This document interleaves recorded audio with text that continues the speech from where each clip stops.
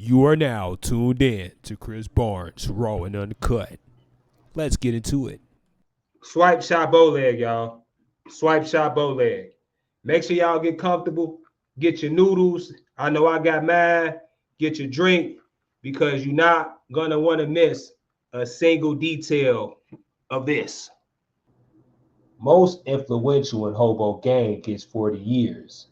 Man-led group that use killings to rule over massive drug empire.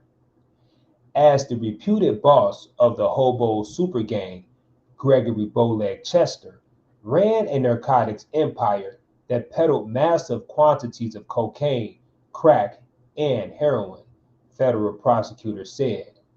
But it was in his darkest hours, in the moments when Chester's life was threatened by another gang's gunfire or by federal authorities closing in, that prosecutors said Chester showed the true measures of his power. After Chester was shot outside his girlfriend's apartment building, the Hobos went after the rival Black Disciple street gang they believed responsible, according to prosecutors. In September 2007, a team of hobos tracked down the gang's leader, Antonio Beans Blue, as he left a funeral home, killing him and a passenger in a car with so many bullets that Chicago police ran out of placards to mark the spent shells. A cigar was still found hanging from Blue's mouth. In April of 2013, after the feds arrested Chester on heroin distribution charges, Hobo's Lieutenant Paris Poe cut off an electronic monitoring device and gunned down informant Keith Daniels outside the Dalton apartment where he had been moved by authorities for his safety, according to prosecutors. Dressed in all black and wearing a mask, Poe shot Daniels more than a dozen times in front of his fiancee and two young children, authorities said. On Thursday, Chester, who was convicted with five other reputed hobo leaders of racketeering conspiracy charges, alleging the gang carried out 8 murders over a decade, was sentenced to 40 years in prison. Chester, 40, made a brief statement to the judge saying, "I want to apologize to the court and my family for my behavior and ask that you please have mercy on me." That's it. Prosecutors had sought life in prison, calling Chester unrepentant and a disease to society. But Chester's lawyer, Bill Brentley, argued that while evidence linked his client to the hobo's enterprise, he wasn't a killer and he didn't deserve a life sentence. In handing down his sentence, U.S. District Judge John Tharp described Chester as the most influential hobo and said he shared culpability in the murders, but the judge drew a distinction between Chester and the triggerman. Tharp called it a tragedy that Chester didn't use his skills, energy, ambition, and entrepreneurial spirit to help others better their lives. He made the choice to use those talents to advance the cause of evil, the judge said. Later Thursday, Tharp sentenced Stanley Smiley Vaughn, another reputed hobo leader, to 20 years in prison, the maximum possible for his involvement in the 2 slayings and 5 attempted murders. Vaughn, 39, was ordered to serve the sentence on top of a nearly 22-year prison term he is already serving for a separate conviction for conspiring to distribute heroin downstate. If that is the functional equivalent of a life sentence, he earned it, the judge said. 3 other reputed hobo gang leaders, Poe, Arnold Council, and Gabriel Bush, who were convicted with Chester and Vaughn, are scheduled to be sentenced Friday. Following a 15-week marathon trial that ended in January, the jury found that Poe, Council, Bush, and Vaughn carried out 5 murders, some by themselves or some with one another, but the jury held those 4, as well as Chester and William Ford, responsible for all 8 murders by its guilty verdict on racketeering conspiracy count. Prosecutors alleged that the Hobos represented a new breed of gang that was made up of members from various gangs that once were rivals. Many of the Hobos started in the now demolished Robert Taylor's and Ida B. Wells public housing complexes for factions of the Gangster Disciples and Black Disciple street gangs, according to prosecutors. Formed after the larger gangs in Chicago began to fracture, prosecutors said the Hobos were an elite killing team that transcended traditional gang rivalries and welcomed people from rival gangs so long as they demonstrated the necessary willingness for violence and crime. The Hobos ruled by fear, terrorizing the South and West Side from at least 2004 through 2013, robbing drug dealers of narcotics at gunpoint and installing fear through violence, including 16 shootings, in addition to 8 murders, according to prosecutors. Using high-powered weapons, the Hobos opened fire on one victim outside a daycare, another at a crowded block party. The Hobos went after informants too, killing one outside a barbershop. The gang's killings were calculated and well planned and meant to send a message that its members were a force to be reckoned with and that they would go to the most extreme lengths for power and money, prosecutors said in a court filing this week. Not since the El Rukin trials 2 decades ago had so much violence been alleged against a single gang.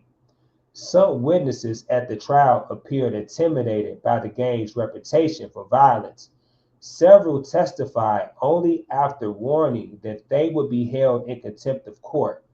But Mac Mason, a former auto body shop employee, refused to take the stand, saying some of his family still lived in the area that the Hobos operated in. The judge ordered him in jail for 60 days. Testifying in October, former NBA player Bobby Simmons said he couldn't remember details of the night he claimed he was robbed at gunpoint of a necklace worth more than $100,000 outside the Ice Bar in River North in 2006. It was only after Simmons was confronted with his own grand jury testimony that the Chicago native and former DePaul University star acknowledged Poe had snatched the diamond-studded necklace from his neck, then fired at least 14 shots at his truck as Simmons gave chase across South Side. The centerpiece of the case was the alleged murders of the 2 informants who were cooperating with law enforcement against the gang. Jurors heard evidence that Poe and counsel fatally shot Wilbert Big Shorty Moore outside the Southside barbershop in 2006 because they believed Moore had provided information to the police that led to a raid on the Hobos' residence. After prosecutors rested their case in early December, the trial took a dramatic twist after Chester made the unusual decision to testify in his own defense. In 3 days on the witness stand, Chester admitted to dealing drugs, but denied he was the leader of the Hobos, and even went as far as to suggest that the gang did not exist. Chester, who walks with a severe limp due to a childhood bone disease, denied taking part in any shooting or killings and scoffed at the notion that anyone with a disability could be the head of such an allegedly violent enterprise. He sought to distance himself from Daniels' killing, saying he had no motive to order the hit, even though Daniels' cooperation had led to Chester's arrest on drug charges days earlier.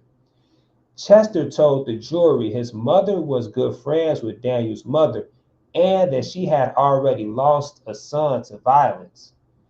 Keith Daniels is like family to me, Chester testified. His mother is like my mother. I mean, I felt her pain. I know what she went through, and I wouldn't ever want to see her go through anything like that again. During a tense cross-examination by prosecutors, Chester's memory grew hazy on many points.